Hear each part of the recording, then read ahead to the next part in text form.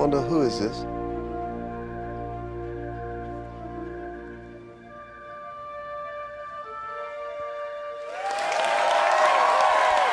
So that happened, right? Like, I had a whole intro here joking about doing too much WandaVision content on the channel just because it's the biggest nerd culture thing going on right now, only nerd culture thing going on right now, and actually happens to be really good and interesting and fun, and guess I don't need to justify making a big deal, huh? Are you crying? But I'm invested. So yeah, holy shit, they went and did the thing, right? Well, for those of you who don't know what we're talking about, but watch these on the regular, regardless of spoiler warnings anyway, last chance to back out, the newest WandaVision, episode 5, so we're officially more than halfway done, whether that bonus 10th episode rumor pans out or not, was mostly packed full of world-building exposition for how things work, sort of, now that we know there's meant to be some kind of internal logic to this. We know that Vision is, or at least was, definitely for real dead. Wanda is at least to some degree puppeteering a corpse around the alternate reality bubble, because apparently she stole the body from Sword headquarters, kind of an interesting coincidence that they just happened to end up investigating the place it turns out to be then. We know that Wanda apparently can't create things out of solid matter, but can rearrange reality. We know the twins are apparently real, so she did give birth. We know that her powers seemingly don't extend to resurrecting the dead for real. We know that she doesn't think she started this whole thing, even though she's seemingly exploiting the degree of control she does have over it, and we know that something happened to Monica Rambeau in the transfer back and forth through the Westview barrier that's probably the start of her getting her powers and superhero identity in time for Captain Marvel 2. She's had like 7 names in the comics. I assume they're gonna go with Photon because they made a big deal out of that being her mom's pilot name. And we know she's apparently kind of pissed off at Captain Marvel herself, so that's probably gonna be a story. Oh, and if you lost your place about everything in terms of where we've come from and where we think we're going, why not check out this very fun episode of Film Theory that I did a bunch of writing for. Really dig how this one came out. But anyway, pretty much all of that has now been overshadowed, along with a lot of very actual, legitimate concerns about corporate monopolization and global antitrust practices in the wake of the Disney-Fox merger. Funny how that works out, by the final moments of the episode wherein Wanda's frequently mentioned extremely dead fraternal twin brother Quicksilver shows up at the front door very much alive as a new character in the WandaVision sitcom universe. Long lost bro get to squeeze his stinking sister to death or what? She recast Pietro?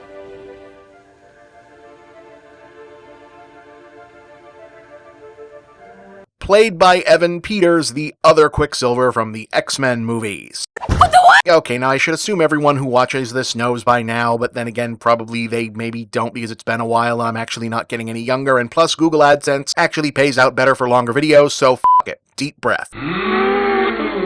Back before Marvel Comics was owned by Disney or anyone other than themselves, rather than sell movie rights to their entire catalog of characters, they sold them off either piecemeal or in grouped-together franchise blocks related to trademark properties. That's how, for a while, Fox had the X-Men and all the thousands of characters who were also mutants from that franchise. Sony had Spider-Man and all of his directly related villains and supporting cast. Universal had the Hulk and so forth, and that's why when Marvel started their own production studio a few years before the Disney buyout, they led off with the core roster from the Avengers because it was good to build their plans for a crossover, but also that was who they still owned, plus Hulk because Universal agreed to share that one. We have a Hulk.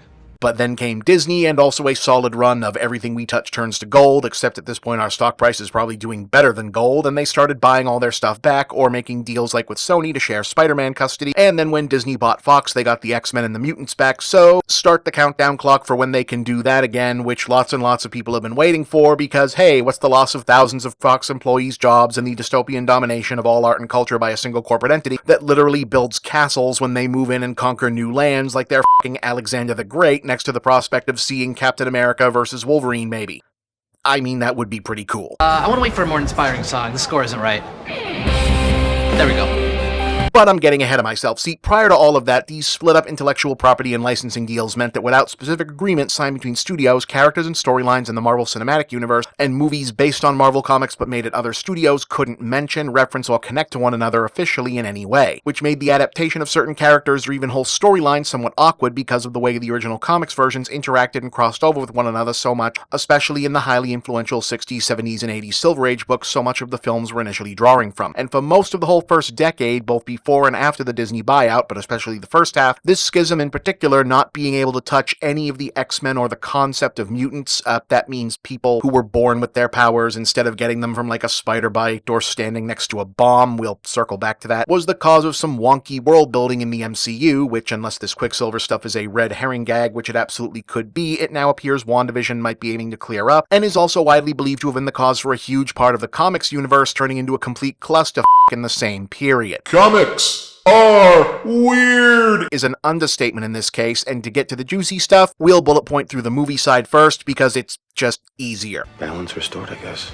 Movie reference. Okay, so when the Marvel Studios first started the whole Marvel Inc. enterprise was still run by a guy named Isaac Ike Perlmutter, a reclusive billionaire who is so disdainful of publicity and generally mysterious that this is the best-known recent photo of him. Perlmutter shepherded Marvel through its lean years mostly via an aggressive cost-cutting, being cheap as hell, and by all accounts doesn't give a damn about comics or movies beyond their ability to turn a profit. He's also got a reputation for being kind of an asshole, extremely conservative and out of touch culturally, and is said to have had a very negative impact on the speed and frequency at which Marvel hired women, non-white and otherwise diverse talent, greenlit movies starring characters who weren't white men, or keeping salaries extremely low despite record-breaking box office numbers. Even after the Disney acquisition, Perlmutter remained an active player and a significant stockholder, along with being a major political backer of the Trump campaign and administration over the last several years. Accounts to the extent of this vary, but it's widely reported that his presence behind the scenes and the universal negative reaction thereto was the reason many MCU actors and creators were openly talking up bailing after Age of Ultron, which is why Disney ultimately stepped in and split the Marvel machinery in half, leaving Kevin Feige with complete creative control of the film side answerable only to the Disney board, while Perlmutter was still able to exercise a measure of influence over Marvel Television and Marvel Publishing, aka the comics. So if you were looking for a breaking point where the movie side of Marvel made the aesthetic swerve from Thor, the Dark World, to Thor, intersectional woke rainbow space fantasia, it was right there. Am I getting through to you?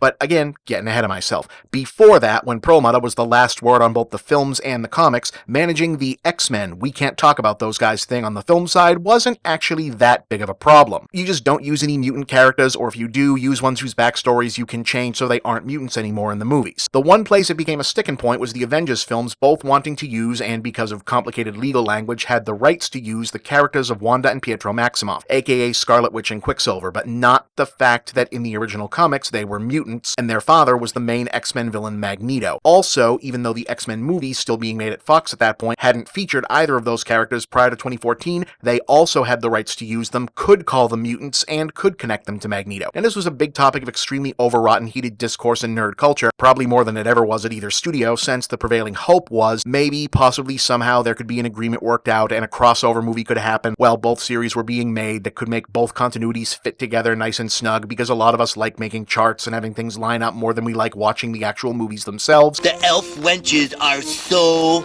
beautiful, you'll spend the rest of your life searching for that same beauty again. Yes. Wow.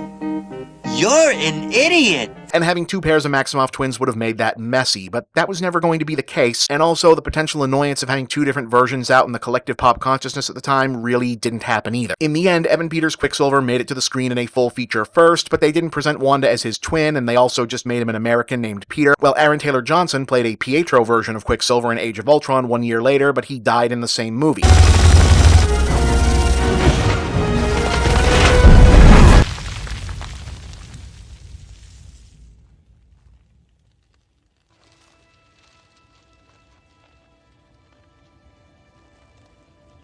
You didn't see that coming.